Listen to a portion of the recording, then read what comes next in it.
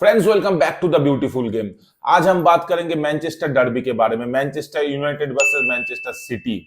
ये Manchester derby इतनी exciting होती है कि हर एक यूनाइटेड और सिटी फैन सारा सीजन वेट करते हैं ये मैच देखने के लिए। नेचुरली इंग्लिश प्रीमियर लीग में ये मैच जो मैनचेस्टर डर्बी है दो बार होता है। एक बार मैनचेस्टर यूनाइटेड की होम ओल्ड ट्रैफर्ड में और एक बार मैनचेस्टर सिटी का होम इतिहाद स्टेडियम में। बट बाकी एफए कप या तो कार्लिंग कप, ये दोनों में भी ये मैच होने का चांसेस बन जाता है। किसी जमाने में जब मैनचेस्टर यूनाइटेड अच्छा किया करता था तो शील्ड, जो कम्युनिटी शील्ड होता था, वो एक मैच में भी एक दोनों में मतलब एक दूसरे के खिलाफ मैच होता था। बट आज के डेट में मैनचेस्टर यूनाइटेड उस जोन पे नहीं है कि कम्युनिटी शील्ड तक पहुंच पाए। तो खैर चलो, अभी हम जो कल मैच हुआ उसके बारे में बात करते हैं। कल का मैच था ईपीएल का 27th मैच डे का मैच था और ये जो मैनचेस्टर डर्बी था ये मैनचेस्टर सिटी की होम एतिहाद में था। तो एतिहाद में जब मैच होता है और जब आप आज के डेट में मैनचेस्टर सिटी के अगेंस्ट में खेलते हो तो आप कोई भी हो, आप रियल मैड्रिड हो, बार्सिलोना हो, बायर्न म्यूनिख हो, मैनचेस्टर यूनाइटेड हो, चेल्सी हो, आर्सेनल हो, लिवरपूल हो, कोई भी टीम हो, आप मन में डर लेके ही पहुंचते हो वहां पे आज के डेट में। बिकॉज मैनचेस्टर सिटी अपने होम में आपको खत्म कर देती है। सो हमारा एक्सपेक्टेशन भी, मैनचेस्टर यूनाइटेड फैन का जितने भी फैंस है वर्ल्ड में, सबके एक्सपेक्टेशन भी यही था कि ये मैच हमारे लिए बहुत टफ होने वाला है। ऊपर से लास्ट वाला जो मैच था एफए कप में, वहां पे अर्लिंग हैलैंड ने 5 गोल स्कोर किया था। मैनचेस्टर सिटी अभी के टाइम में, बीच में इस सीजन में एक टाइम आया था जहां पे मैनचेस्टर सिटी थोड़ा सा मतलब ऑफ फॉर्म दिख रहा था, बट अभी के टाइम में मैनचेस्टर सिटी जस्ट बूम कर रही है। तो आप ये मान सकते हो कि ये मैच तो आसान था नहीं। तो एक्सपेक्टेशन नहीं था किसी भी मैनचेस्टर यूनाइटेड फैन का कि हम कुछ कर सकते हैं। और अगर आप टीम देखो तो मैं अभी टीम के बारे में बात करता हूँ, लाइनअप के बारे में बात करता हूँ। लाइनअप पे गोल में ओनाना था, अपने बैक में वरान और जॉनी इवान था। तो आप जस्ट इमेजिन करो 2024 में हम मैनचेस्टर यूनाइटेड डर्बी खेल रहे हैं मैनचेस्टर सिटी के अगेंस्ट में, जो कि वर्ल्ड का बेस्ट टीम है, आर्ग्यूबली बेस्ट टीम है।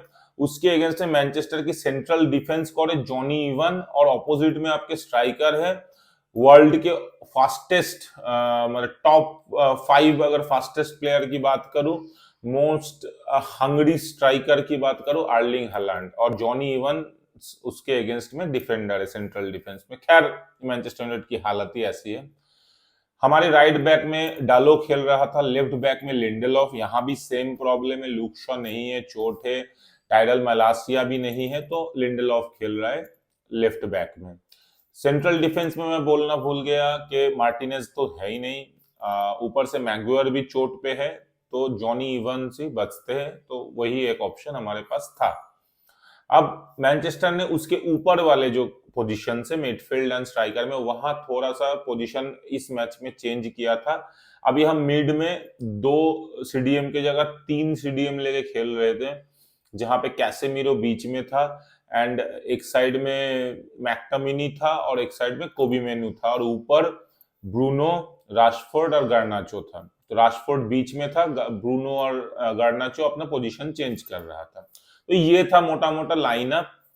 तो अब मैनचेस्टर सिटी के लाइनअप के बारे में बात करूं तो Nathan Ake, Kyle Walker and Ruben Dias के साथ वो लोग गए थे। गोल में एडरसन थे, सेंट्रल डिफेंस में रॉड्री एंड स्टोन्स थे, राइट में आपके उसके ऊपर 4 लोग थे एक्चुअली, बेसिकली वो लोग 3 विद द बैक, उसके बाद 2, फिर 4, फिर 1, तो 3-2-4-1 के फॉर्मेशन पे खेल रहे थे। सो आपकी जो मिडफील्ड है उसमें फोडेन था, बेर्नार्डो सिल्वा था, डोकू था एंड केविन डी ब्रुयने, और ऊपर आपके अर्लिंग हालैंड। तो ये उनके टीम की फॉर्मेशन थे। तो आप जब मैनचेस्टर सिटी के अगेंस्ट में इतिहाद पे खेलते हो और मैनचेस्टर यूनाइटेड का जो करंट फॉर्म है उसके हिसाब से एक्सपेक्टेशन ऐसा था कि मैनचेस्टर यूनाइटेड पूरा मैच ही डिफेंसिव खेलेगी, और फॉर्मेशन देखने के बाद भी ये समझ में आ रहा था कि मैच डिफेंसिवली जाने वाले हैं। तो मैनचेस्टर यूनाइटेड मैच स्टार्ट करते डिफेंसिवली, पहले 2-4 मिनट में ही मैनचेस्टर सिटी को ऑलमोस्ट 3 कॉर्नर्स मिल जाते हैं, एकदम अटैकिंग स्टार्ट करते पूरा एकदम प्रेशर के साथ। उसी मोमेंट में एक ओनाना का बहुत ही अच्छा बॉल डिस्ट्रीब्यूशन आता है एंड वो बॉल जाता है ब्रूनो के पास, ब्रूनो उसको बॉल को कंट्रोल करते हैं और राशफोर्ड को एक पास देते हैं, राशफोर्ड वहां से एक सुपर शॉट करके एक गोल कर देते हैं, तो मैनचेस्टर यूनाइटेड 1-0 में आगे चले जाते हैं। एंड उसके बाद एंटायर 45 मिनट्स तक पहला हाफ में मैनचेस्टर यूनाइटेड डिफेंसिव जोन पे खेलते हैं। दो चीज पे मैं थोड़ा सा पॉइंट आउट करूंगा कि मैं ऑल्दो राशफोर्ड ने बहुत अच्छा गोल स्कोर किया है, एकदम सुपर शॉट, रॉकेट शॉट के साथ गोल किया है, बट उसके बाद फास्ट हाफ में राशफोर्ड को दो बहुत ही अच्छा चांसेस मिला था। एक में तो वो सबसे आगे पहुंच गया था, लास्ट डिफेंडर को भी क्रॉस करके आगे चला गया था विदाउट ऑफसाइड, एंड उसके बाद उसने बॉल कंट्रोल नहीं कर पाया। और दूसरी पोजीशन पे एकदम कॉर्नर में था, डी बॉक्स के अंदर राइट साइड गोल के एकदम कॉर्नर पे था, शॉट करना था, गोल में भी रुक सकता था, बट एक बहुत अच्छा चांस था वहां पे, तो उन्होंने बॉल और पैर की कनेक्शन ही नहीं बता पाए।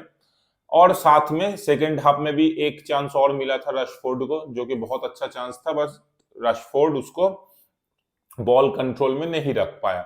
तो मैं मोटा मोटा रशफोर्ड के बारे में सिंपल इतना ही कहूंगा, रशफोर्ड बाद में चेंज हो गया था, तो इतना कहूंगा कि रशफोर्ड कल गोल तो किया है, बाकी रशफोर्ड की परफॉर्मेंस में बहुत सारी कमियां हैं और वो पूरा मैच में दिख रहा था। इवन जो मैनचेस्टर सिटी पहला गोल स्कोर करते हैं उसमें भी काइल वॉकर हल्का सा टच होता है रशफोर्ड को, रशफोर्ड बॉल लेके आगे जा सकता था, वो एडवांस पोजीशन में था, बट काइल वॉकर का जो स्पीड है वो उससे वो रशफोर्ड को बीट करते हैं एंड थोड़ा सा हल्का सा टच होता है और रशफोर्ड गिर जाते हैं फाउल लेने के लिए, बट वो रेफरी डिनाई करते हैं और उसी के जो काउंटर में अटैक आता है उसमें मैनचेस्टर सिटी गोल करके निकल जाते हैं। फोर्डेन 2 गोल स्कोर करते हैं एकदम लास्ट टाइम पे आके, अर्लिंग हालैंड भी एक गोल स्कोर कर देते हैं। अभी मैं जो चीज पे बात करने जा रहा था कि मैनचेस्टर का ये जो फॉर्मेशन है 4-3-3, देखो 4 का तो चलो खैर मैनचेस्टर 4 से ही खेलेगा, बिकॉज उतनी कॉन्फिडेंस मैनचेस्टर के पास नहीं है कि 3 विद द बैक जाएगा, और मैनचेस्टर के पास प्लेयर नहीं है कि 4 से ऊपर जाके 5 डिफेंडर, 3 सेंटर बैक और 2 फुल बैक खिलवाए, वो मैनचेस्टर के पास प्लेयर ही नहीं है। ऊपर से अपना पोजीशन 2 मतलब 4, अगर मैं बैक की बात करूं 4 में से 2 पोजीशन पे ऐसे प्लेयर खेल रहे जो फर्स्ट चॉइस प्लेयर है नहीं, तो वीकनेस तो टीम में ऑल्दो है।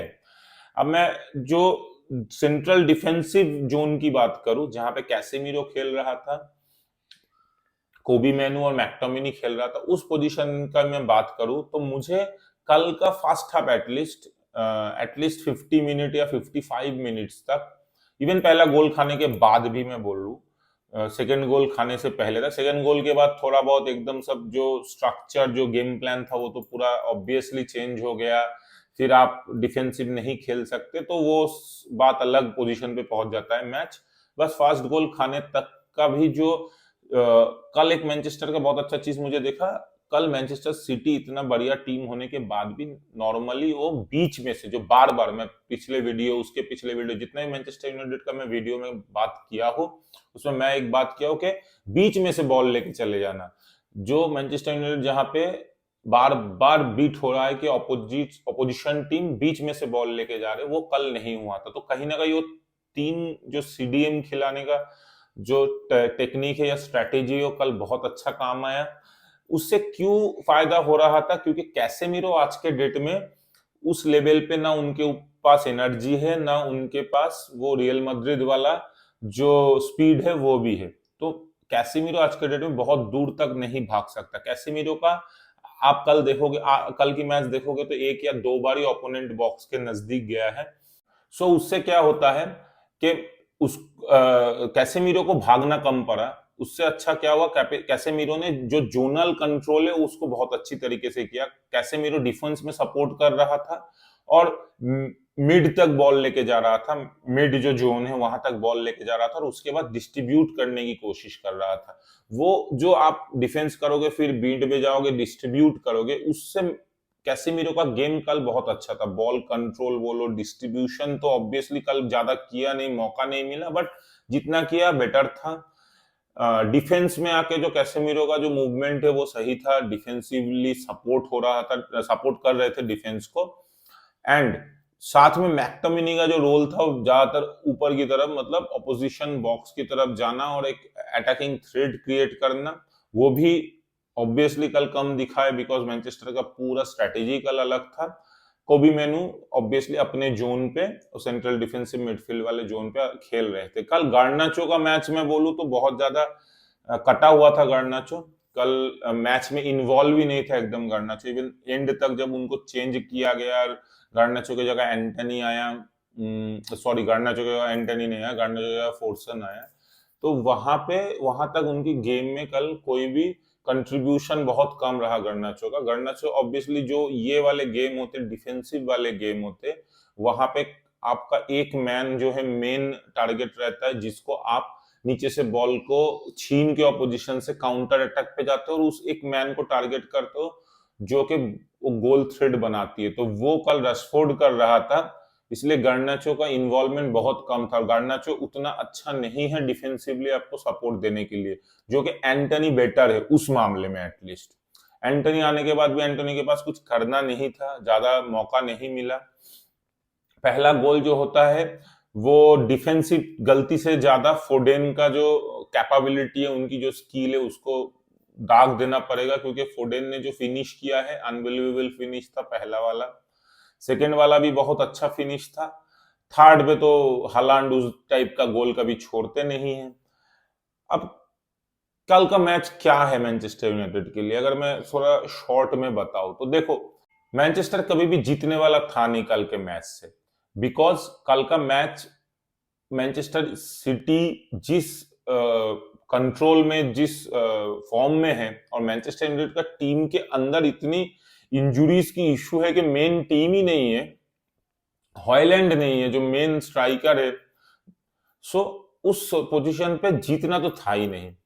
काउंटर अटैक में खेल के एक गोल दे के मैच निकाल सकते थे, लेकिन जब मैनचेस्टर सिटी ने पहला गोल कर दिया, जो 1-1 ड्रॉ कर दिया, इक्वलाइज कर दिया, तब मेरे तो समझ में आ गया कि ये मैच मैनचेस्टर यूनाइटेड हारने वाली है। बिकॉज मैनचेस्टर सिटी को अगर एक मौका मिल गया, एक गोल कर दिया, फिर वो रुकते नहीं है, और उसके साथ वही हुआ। जब दूसरा गोल हुआ तो मुझे तो लगा कम से कम 4 गोल होंगे, तो खैर एक गोल कम हुआ, क्योंकि दूसरा गोल के बाद फिर मैनचेस्टर यूनाइटेड फिर वो बैठ के नहीं खेल सकती, उनको भी आगे जाना पड़ेगा, और उससे मैनचेस्टर सिटी को और मौका मिलेगा। Because Manchester city Manchester United की जो आज अभी के टाइम का जो फॉर्म एंड जो टीम के जो पर्सन है, उसको तो खोल देती।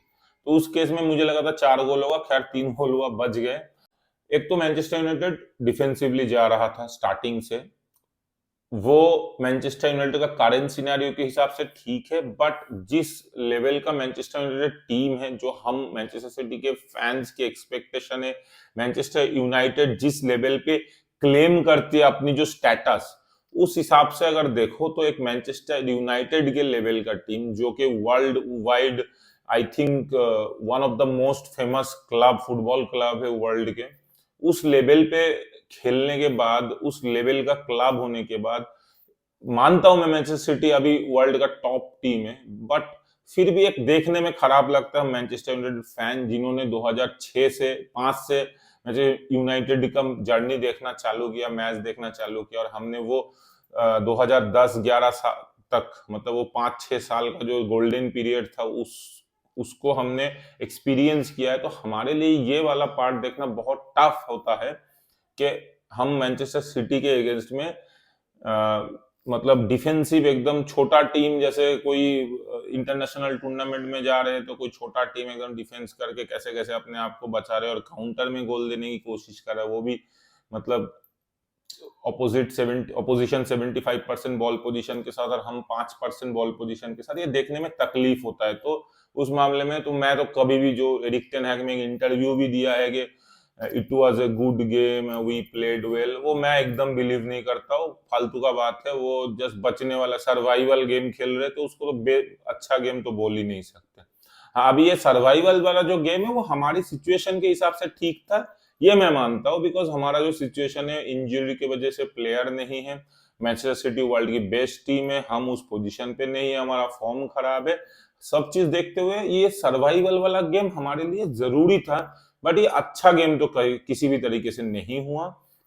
हम डिफेंस भी अच्छा रोक रहे थे, लेकिन इंडिविजुअल मिस्टेक की वजह से एक गोल तो हुआ वो अमराबाद की वजह से। अमराबाद को मुझे नहीं लगता अगले सीजन हम कंटिन्यू करेंगे।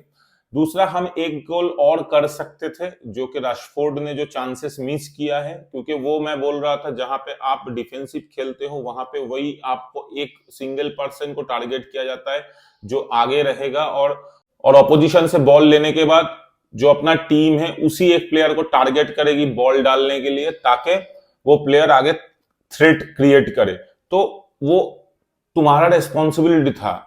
तो तुमको अगर 4 चांस मिला तो तुम्हारा टारगेट होना चाहिए 3 चांस उसमें से गोल करना। चलो 3 ना सही 2 तो करना ही था।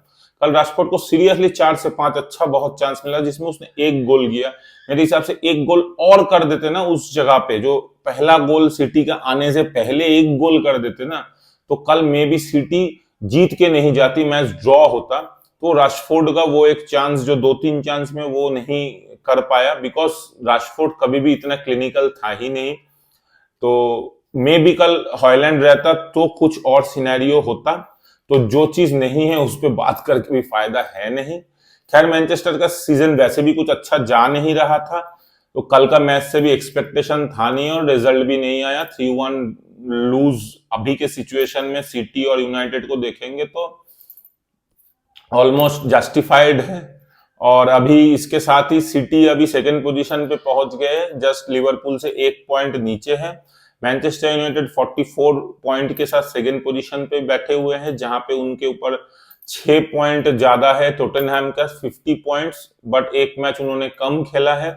और मैनचेस्टर के नीचे से सिर्फ 2 पॉइंट नीचे है वेस्ट हैम, जो 42 पॉइंट के साथ बैठे हैं। तो मैनचेस्टर को यहां से और जो बचे हुए 11 मैच है एटलीस्ट कोशिश करना चाहिए कि हम 5 तक पहुंचे। मे बी 5 पे शायद इस सीजन में 5 में रहने से भी अगले सीजन के चैंपियंस लीग में हमारा एंट्री हो सकता है। तो वो टारगेट एटलीस्ट 5 का लेना चाहिए, बिकॉज और 1-2 मैच इधर उधर हार गया तो क्या पता हम 6 से 8 पे आ जाए वापस। तो फिर 8 पे एक बार आ गए तो वहां से इस पोजीशन पे जहां पे 30 मैच के आसपास हो गया है, वहां से 8 पे से फिर से भाग के 5 पे पहुंचना बड़ी मुश्किल हो जाता है। बट अगर 6 को मेंटेन करते करते गैप कम करके हम 5 को पकड़ सकते तो एक वही हमारा चांसेस है, क्योंकि चैंपियंस लीग हमको क्वालिफाई करना बहुत जरूरी है। सो ये रहा कल के मैच की बात, जहां पे मैनचेस्टर सिटी और मैनचेस्टर यूनाइटेड का जो डर्बी है उसके बारे में हमने बात किया। बट सबसे एंड पे मैं यही बोलूंगा, हम मैनचेस्टर यूनाइटेड फैन होने के बाद भी हम लोगों को बोलना पड़ेगा कि मैनचेस्टर इज ब्लू।